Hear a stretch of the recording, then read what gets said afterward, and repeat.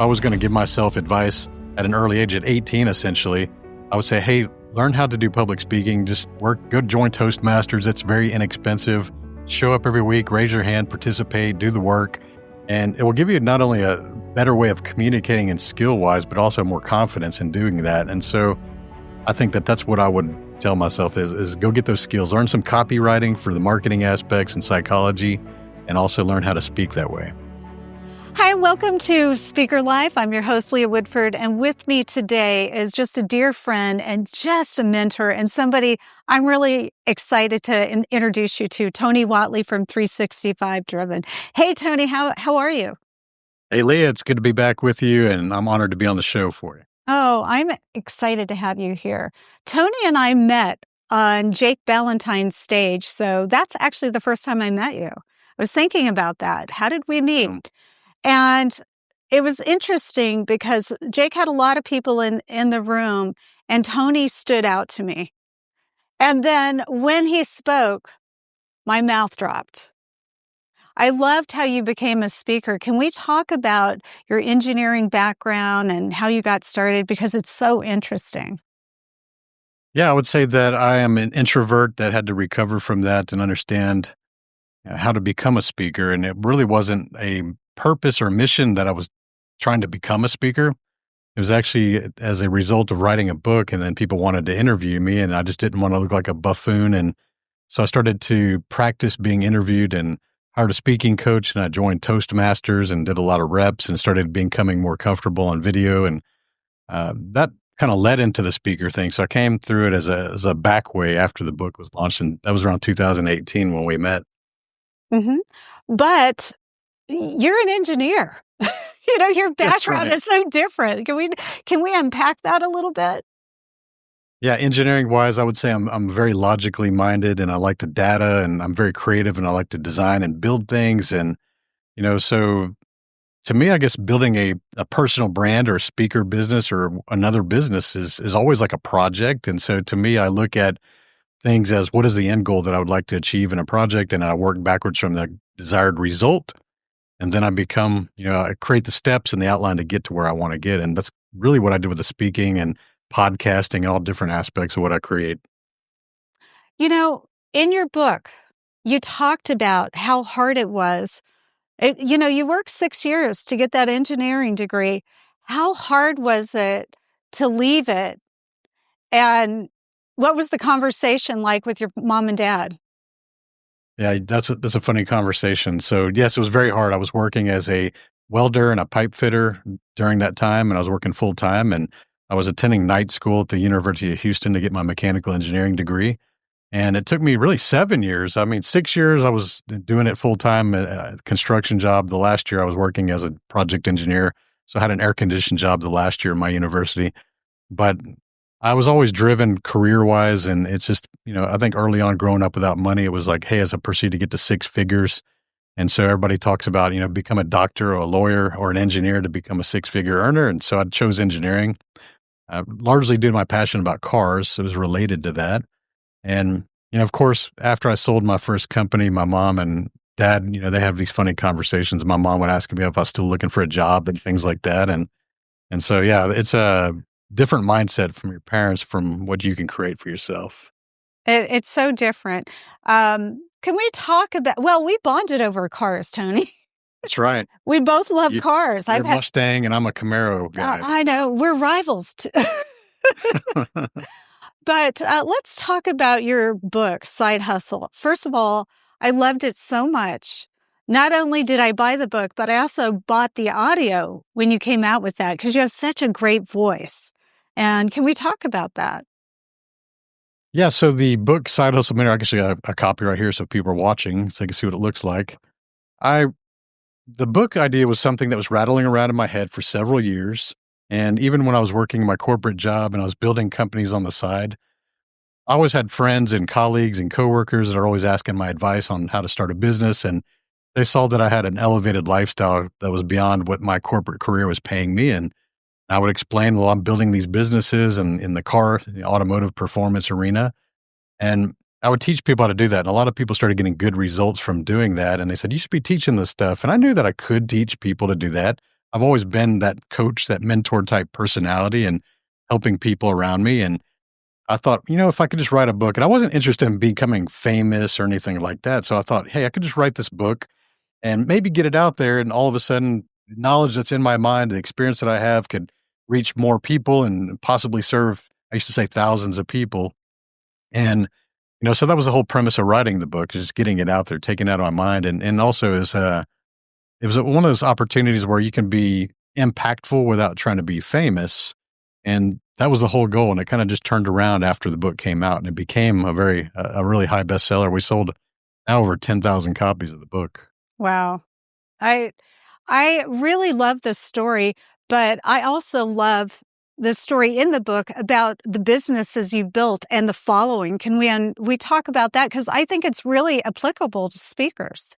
When I first built ls1tech.com, I wasn't intending to, have a multi-million dollar exit. It was just a goal, a passion of mine, really. I was learning how to design and code web pages. I was a member of an existing website where we talked about racing our Corvettes and Camaros and Firebirds. And the owner of that website really wasn't maintaining the website very well. He wasn't paying the bills. Sometimes we would log in and it would be completely deleted. And all the hard work and all the content that we'd create, all these how-to articles and videos and such, would be deleted. And he wasn't really being a good steward of our business and the things that we were doing for free, essentially. And so when we raised that concern, he said, "Hey, why don't you start your own website if you think you can do a better job?" And so I said, "We know I've already built a bunch of small web pages for business owners over the years, and it'd be pretty easy for me to learn how to create one of these. It's just software installation into a server and flip some switches and click some settings." And that website grew into the largest General Motors performance website on the internet, and it's still to this day. We sold it to a private equity firm in 2007, but to give you an idea how busy that website was, we grew to about 300,000 members, and our average unique visitors per day was just over 100,000 people. Wow. But you've kind of done that a couple of times since. Can we talk about that? Yeah, I had the same business model. We already had the relationships with the vendors. We were doing live racing and car show events around the country. And we said, hey, you know what? There's this emerging market for people that own trucks that like to modify and race their trucks. And there wasn't really any websites out there that was covering that. So I also came up with performancetrucks.net, which focused on the General Motors and the Ford and also the Dodge Rams for the guys that just wanted to modify things to make them go faster and race and drag race those things. And so when I kicked that off, we approached the same sponsors that we already had, and we said, hey, we're building this new thing that you guys make parts for. Would you like to advertise over here too? And so we nearly doubled our revenue just by creating a separate business model that was kind of related, the same type of structure, same business model, same type of sponsorship packages. And that site itself also grew to 250,000 members. Wow. So tell us about 365 Driven, because clearly you're a gearhead, but you're a speaker, and you're an author, and you're an entrepreneur. So let's talk about 365 Driven and how you still have that membership platform and how you talk about really being present for your audience. You keyed in on that. So the business name 365 Driven is kind of a tongue in cheek. It's a throwback to, it's our personal development thing. It's an entrepreneurship thing. The gear on the logo is literally, kind of a testament to mechanical knowledge. And I also look at gears as a symbol of output. It's a machine. Whenever you see a gear, it's doing some kind of work. And so I combined kind of the engineering background, the automotive background, and found a really nice website domain that was available, and it's all trademarked now. And so it's kind of a good, easy to remember thing that kind of covers a lot of different aspects. And what 365 Driven is it's an entrepreneurship community that I built, because as you heard, I built a few communities, and I said, I could do these things. Just instead of talking about cars and trucks, I want to focus on being a business owner. One of the things that I really love about you, though, is you're so authentic. I remember when you were getting comfortable doing Facebook Lives and you showed everybody your very first Facebook Live, and I just felt for you that time. I mean, I know how you feel. Can you talk about the importance of staying authentic with your membership, your audience, etc.? Those were really painful, but it was the best I could do, and I like to share that video too, because some people that will come into your presence or my presence years into what we've been doing, they will almost take for granted the things that you've had to do to get where you're at, to be an effective communicator, to be on a stage, to have your own shows.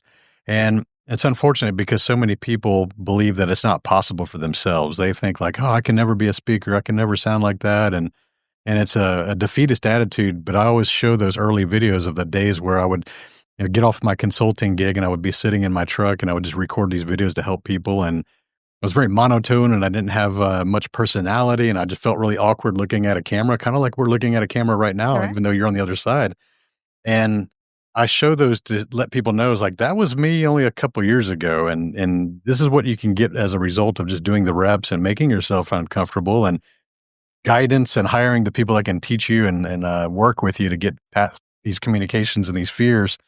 And everybody has the same opportunity as long as they put in the work, and it wasn't easy for me. It was actually very difficult for me to become comfortable with cameras and standing on stages. I remember. I mean, I was with you in some of those humble beginnings, although I never knew that. You looked amazing. What advice would you give yourself if you were doing this over again? Your 25-year-old, 30-year-old self, what advice would you give yourself or a new speaker?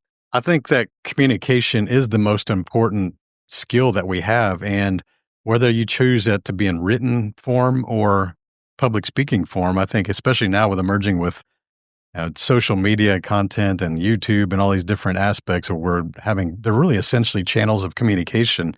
And many of you may not ever aspire to stand on a stage, but you may be important to have opportunities where you're standing in front of a video and you're doing things to promote your business or be a leader at a company or organization. So I think that the communication skills are important. So I was always good at writing. I enjoyed creative writing and writing fiction and things like that when I was younger. And I was always really focused on learning how to spell and punctuation and understanding all the things that come with grammar.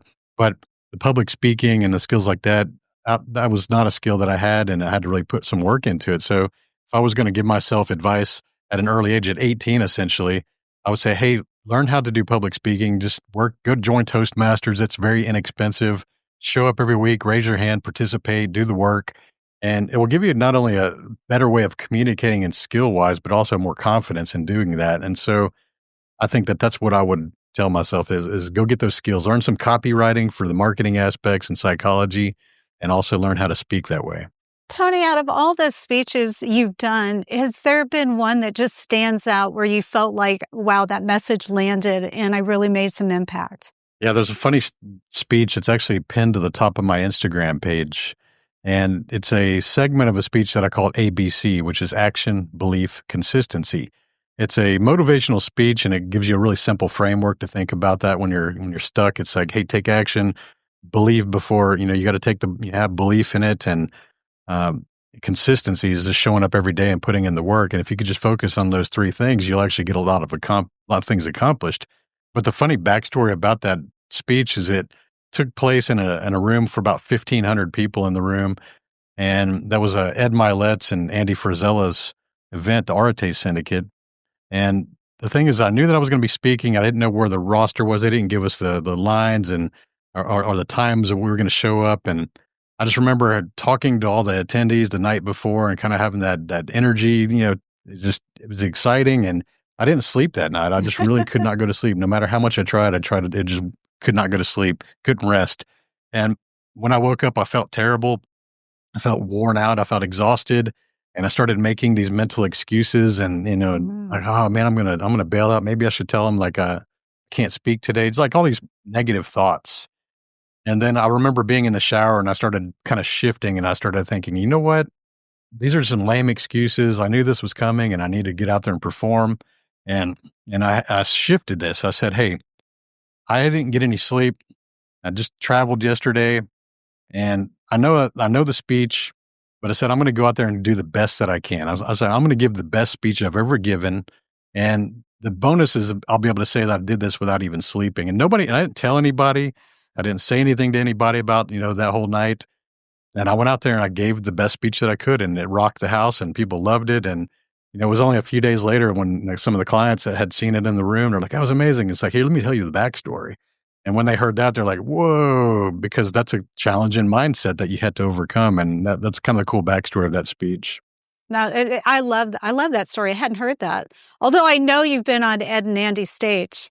So, another question. Can you tell our viewing audience about your mentorship program? I know you mentor a lot of entrepreneurs. So yeah, that's the 365 Driven brand. We do live events around the world nowadays. We've done 7 different events, and we usually keep those pretty small. We try to aim for 30 to 40 attendees because we're really focused on these events, which are 4 to 5 days long, and we want to make sure we're having some exploring the area that we're in. We only do 1 day of speaking. That way we have more time to socialize and go explore and do some tourist things. And we have physical challenges and stuff that are incorporated into those events, and bring in different speakers and people that have been on the show to kind of share these things. You joined us at the Arizona event. That was so fun. Thank you for that. So you got to see, Leah got to go race cars for the day and see what we do. We always want to add some kind of element of excitement and challenge because very few people, I think maybe 3 of us out of an entire group have ever done anything like that. And there was 30 of us that day that got to do everything. And they were, pushed out of their comfort zone, which is exactly what we want for these people. And so I've got group coaching with small group business owners, so about 12 people in those groups. And then I do the one-on-one coaching for mostly on the scaling and the exits. Wow. Tony, it has been so fun catching up with you. Will you come back? I'd love to come back. Yeah, anything else that you want to share? What else is on the horizon for you? I don't have anything really I guess I've been in such a good pattern that I don't have anything like exciting or new like that I could share, but I'm always trying to just serve people and help people. And I guess I didn't answer your question about staying on your lane or staying true to who you are. I think that is very important. And you and I both see that a lot of people flip flop and do different things and are always trying to reposition themselves. And I think that comes as a lack of confidence in what their actual skill sets are and what their certainty is. I think that happens when people try to maybe sell things or promote things that they're not really an expert in. Mm-hmm. They haven't done enough reps, and so they don't have the confidence to carry them through the hard times.